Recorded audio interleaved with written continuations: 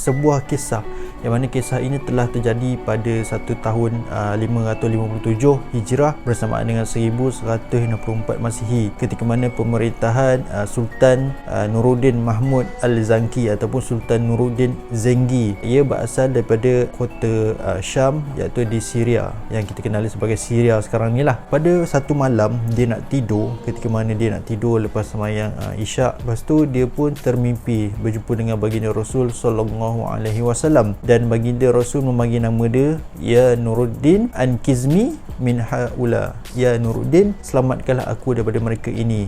Dalam mimpi tersebut terlihat dua orang lelaki yang berkulit putih. Mimpi tersebut berulang 2 ke 3 kali macam tu, dan dia pun pergi berjumpa dengan orang kata penasihat dia, iaitu Jamaluddin nama dia. Jamaluddin dia pergi jumpa dan dia bertanya kan berkenaan dengan perihal mimpi tadilah. Jamaluddin pun berkata, ini mimpi yang betul, sebab mana mungkin syaitan mampu menyerupai raut wajah baginda Rasul sallallahu alaihi wasallam. Dan dia pun berikan satu nasihat kepada Sultan Nuruddin ini untuk pergi ke kota Madinah, dan mereka pun bertolak. Ada yang mengatakan 20 orang, ada yang mengatakan 40 orang. Mereka menaiki, yelah time tu mungkin naik unta ataupun naik kuda lah kan.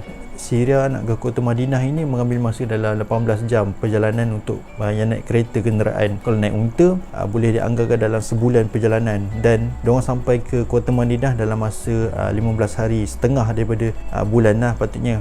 Dia ibarat seperti Allah Subhanahu Taala telah melipat-lipatkan bumi ini supaya perjalanan mereka tu lebih cepat dan lebih dekat. Bila sampai dekat sana, Sultan Nuruddin ni pergi ke Raudah. Bila pergi ke Raudah, dia sembahyang sunat dan dia pergi ke makam baginda Rasul, dan dia terus memanggil Gubernur Madinah pada ketika itu untuk kumpul orang-orang penduduk Madinah pada masa tersebut untuk diberikan hadiah. Sebab Sultan Nuruddin ini terkenal dengan dia punya sifat dermawan dia lah. Dia bagi duit, dia bagi segala jenis barang-barang bentuk bantuan lah kan. Dan dia sebenarnya niatnya dia nak tengok dua orang kulit putih tadi tu ada tak, dia jumpa dalam mimpi tu ada tak masa mereka berkumpul ni. Tapi malam ni tak ada, dan dia bertanya pada Gubernur Madinah, dan dia orang pun bagi tahu ada lagi dua orang yang miss, yang tak datang, yang absent lah, yang tak datang ketika mana mereka berkumpul tu. Dan dia pun pelik, dan dia pun tanya pada orang, dan ada yang bagi tahu ada dua orang lelaki berkulit putih duduk dekat dengan makam baginda Rasul sallallahu alaihi wasallam, dan mereka dah menetap lama kat situ. Mereka seorang yang alim, seorang yang selalu pergi ke masjid, pergi ke perkuburan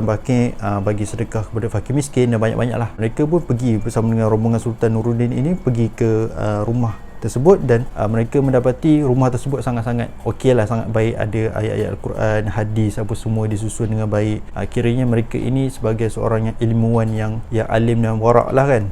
Gambaran-gambaran luaran. Apabila dia soal siasat, Sultan rasa macam curiga, dan dia ternampak permaidani yang cantik, dan dia pun alihkan permaidani tersebut, dan dia kelihatan ada papan yang menutupi satu lubang yang telah digali oleh dua orang tadi tu. Bala tentera Sultan turun dan dia pergi dekat sana, dan dia terjumpa laluan yang terus menuju ke makam baginda Rasul sallallahu alaihi wasallam. Dan bila disoal siasat lagi, rupa-rupanya mereka ini bukanlah orang kata orang Islam lah, orang kata orang Yahudi daripada Andalusia, Spanyol. Dan dah ditanya di soal siasat macam tu, mereka mengaku mereka dibayar oleh puak-puak Yahudi ni untuk mencuri, membawa lari jasad baginda Rasul sallallahu alaihi wasallam ke kota Eropah untuk dimalukan, untuk direndah-rendahkan martabat Islam ni. Sampai macam tu sekali, berapa mereka ni kejam, betapa mereka ni orang kata hati busuk lah katakan, nak buat satu yang tak baik kepada kekasih Allah, iaitu Nabi kita Nabi Muhammad sallallahu alaihi wasallam. Selepas itu mereka dihukum mati, dipancung dan dibakar mayat mereka di luar kota Madinah. Dan Sultan mengarahkan Gubernur Madinah terus pergi